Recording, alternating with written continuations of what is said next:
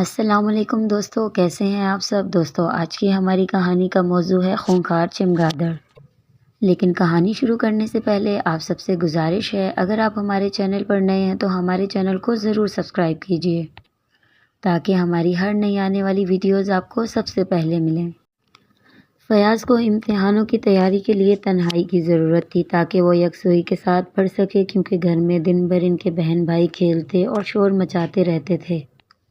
پھر پڑوسیوں کے بھی 4-5 بچے ان کے ساتھ کھیلنے آ جاتے تھے۔ پڑوسن خالہ بھی دن میں کئی مرتبہ ان کے گھر آتی اور فیاض کی ماں کے ساتھ کافی دیر تک باتیں کرتی رہتی تھیں۔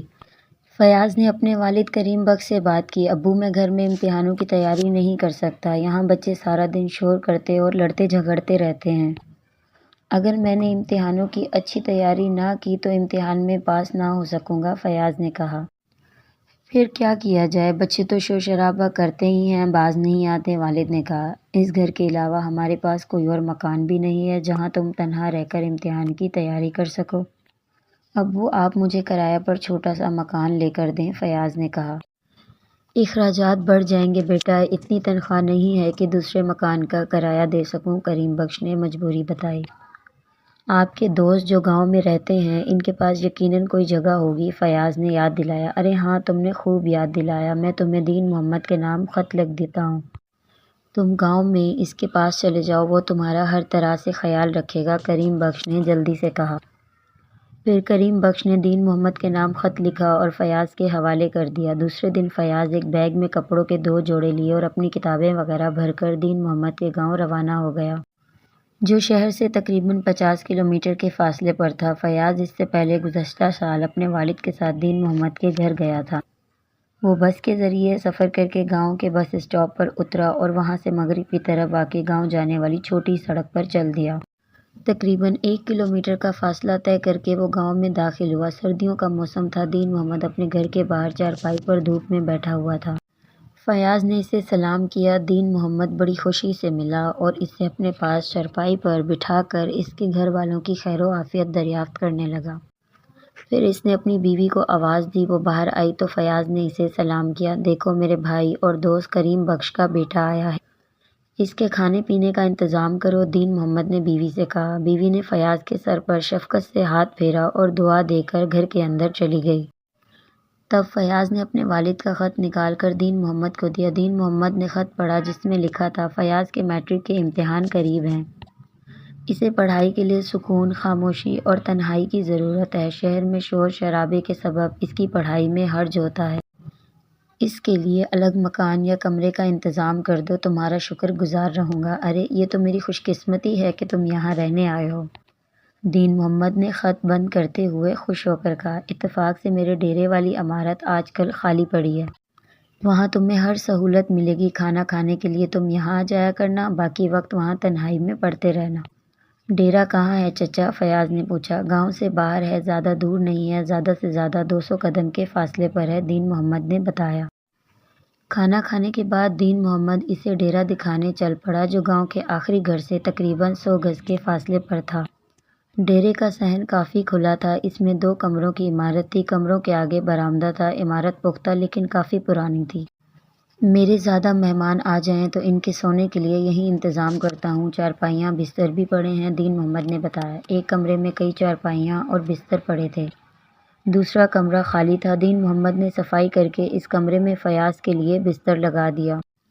دین محمد نے مٹی کے تیل سے جلنے والا لیمپ اور ماچس چارپائی کے قریب میز پر رکھنے کے بعد فیاض سے کہا، بیٹا شام کو لیمپ جلا لینا، سردی کا موسم ہے، دروازہ اچھی طرح بند رکھنا تاکہ سرد ہوا اندر نہ آئے، یہاں گاؤں میں چور ڈاکوؤں کا کوئی خطرہ نہیں ہوتا، اس لیے کسی قسم کی فکر کیے بغیر اپنی پڑھائی میں مشغول رہنا، صبح ہونے پر لیمپ بجھا دینا، پھر گھر آ کر ناشتہ کرنا کہو تو میں صبح جگانے آ جاؤں گا۔ نہیں چچا، میری آنکھ 7 بجے کھل جاتی ہے، آپ کو تکلیف کرنے کی ضرورت نہیں ہے، فیاض نے کہا۔ پھر دین محمد چلا گیا تو فیاض نے بیگ سے کپڑے اور کتابیں نکالیں، کپڑے کونٹی پر لٹکا دیے اور کتابیں میز پر رکھ دیں، وہ چارپائی پر بیٹھ کر پڑھنے لگا۔ مغرب سے پہلے وہ اٹھا اور دین محمد کے گھر پہنچا، کھانا تیار تھا، اس نے دین محمد کے ساتھ کھانا کھایا اور چائے پی۔ کچھ دیر بعد اندھیرا گہرا ہونے لگا تو وہ دین محمد سے اجازت لے کر ڈیرے پر چلا گیا۔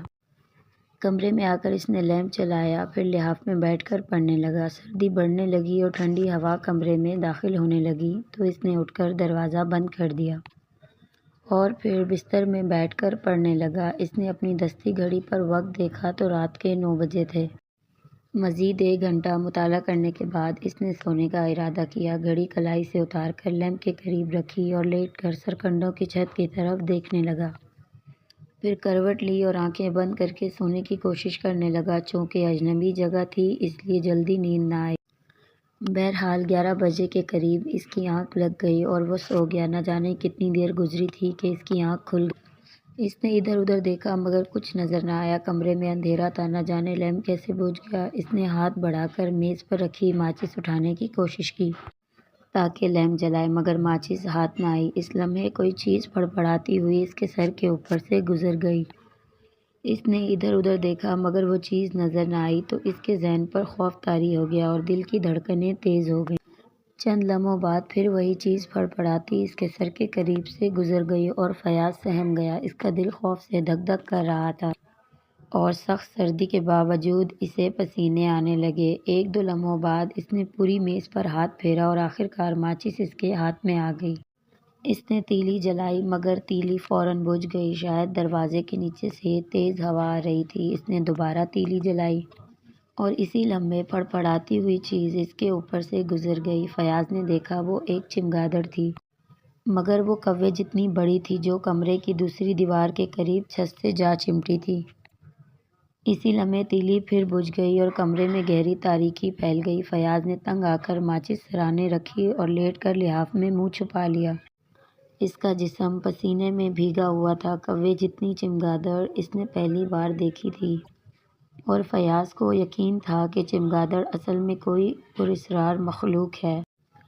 چند ہی لمحے گزرے تھے کہ اچانک چمگادڑ کی آواز ابھری اور وہ فیاض کے لحاف کے اوپر آ گری اور خوف سے فیاض کی چیخ نکل گئی۔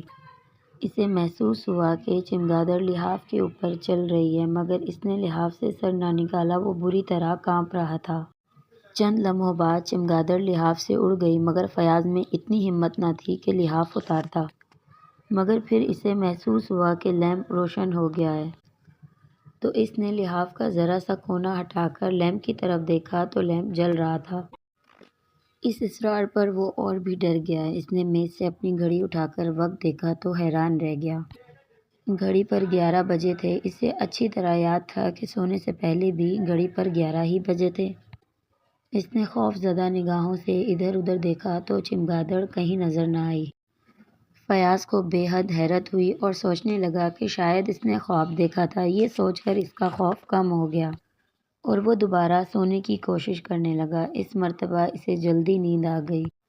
صبح اس کی آنکھ کھلی تو 7 بج چکے تھے۔ وہ اٹھ کر باہر آیا جہاں پانی کا نل تھا، منہ ہاتھ دھو کر کھیتوں کی سیر کو نکل گیا۔ پھر 8 بجے ناشتہ کرنے دین محمد کے گھر کی طرف چل دیا۔ ناشتہ تیار تھا اور دین محمد اس کا انتظار کر رہا تھا۔ دونوں نے مل کر ناشتہ کیا۔ چائے پینے کے بعد دین محمد باتیں کرنے لگا۔ بیٹے کسی چیز کی ضرورت ہو تو بتاؤ، دین محمد نے کہا تو فیاض کو گزشتہ رات کا واقعہ یاد آیا۔ چچا یہ تو بتاؤ کیا ڈیرے میں چمگادڑیں رہتی ہیں؟ اس نے دین محمد سے پوچھا۔ نہیں بیٹا، چمگادڑوں کا وہاں کیا کام ہے؟ میں نے تو آج تک وہاں ایک بھی چمگادڑ نہیں دیکھی، دین محمد نے مسکراتے ہوئے کہا۔ لیکن رات ایک چمگادڑ میرے کمرے میں تھی، اس نے مجھے کافی پریشان کیا، فیاض نے کہا۔ ہو سکتا ہے رات کو کوئی بھولی بھٹکی چمگادڑ اندر گھس آئی ہو۔ بہرحال چمگادڑ انسان کو نقصان نہیں پہنچاتی۔ کبھی تم نے سنا ہے کہ کسی چمگادڑ نے کسی انسان کو کاٹا ہو؟ دین محمد نے کہا تو فیاض لاجواب ہو گیا۔ بہرحال آج ایک چھڑی اپنے پاس رکھنا، چمگادڑ آئے تو اسے چھڑی سے ڈرا کر بھگا دینا، دین محمد نے ہدایت کی۔ پھر اندر سے ایک 6-7 فٹ لمبی اور 1 انچ موٹی چھڑی لے کر فیاض کو دی اور فیاض وہاں سے چلا آیا۔ دن بھر وہ برآمدے میں بیٹھا پڑھتا رہا۔ دوپہر کو کھانے کے لیے دین محمد کے گھر گیا، پھر شام کو دوبارہ گیا اور کھانا کھا کر واپس آ گیا۔ اندھیرا پھیلنے لگا تو اس نے لیمپ جلایا اور بستر میں بیٹھ کر پڑھنے لگا۔ پھر رات کے 10 بجے وہ سونے کے لیے لیٹ گیا۔ تھوڑی دیر بعد اسے نیند آ گئی اور وہ بے خبر ہو کر سو گیا۔ نہ جانے کتنی دیر سویا تھا کہ اچانک کوئی چیز اس کے لحاف پر آ گری اور اس کی آنکھ کھل گئی۔ اس نے سر اٹھا کر دیکھا تو خوف زدہ ہو کر فوراً لحاف میں منہ چھپا لیا۔ اس کا دل زور زور سے دھڑکنے لگا تھا۔ لحاف پر وہی خوفناک چمگادڑ بیٹھی تھی اور اس کے منہ سے چیں چیں کی آوازیں نکل رہی تھیں۔ پھر فیاض کو یوں محسوس ہوا جیسے چمگادڑ انسانی آواز میں اس سے کہہ رہی ہو، فیاض مجھے پیاس لگی ہے، اپنے گلے سے تعویذ اتار کر پھینک دو اور مجھے اپنی شہرگ سے خون پینے دو۔ یہ سن کر فیاض پر دہشت طاری ہو گئی اور وہ لحاف کے اندر کانپنے لگا۔ خوف سے اس کا جسم پسینے میں تر ہو رہا تھا۔ چمگادڑ چند لمحوں بعد دوبارہ وہی الفاظ دہرانے لگی۔ دہشت کی شدت سے فیاض کا سانس رکنے لگا۔ اسی لمحے چمگادڑ اڑ گئی۔ چند لمحوں بعد فیاض نے چہرے سے ذرا لحاف اتار کر دیکھا تو لیمپ بجھا ہوا تھا اور کمرے میں گہرا اندھیرا تھا۔ اس نے سرہانے رکھی میز سے ماچس اٹھانے کے لیے ہاتھ بڑھایا مگر اس کا ہاتھ لیمپ سے ٹکرایا اور لیمپ میز سے نیچے جا گرا تو لیمپ کا شیشہ ٹوٹ گیا۔ اس کے ساتھ ہی چمگادڑ کے پھڑ پڑانے کی آواز ابھری اور فیاض نے چیخ کر لحاف میں منہ چھپا لیا۔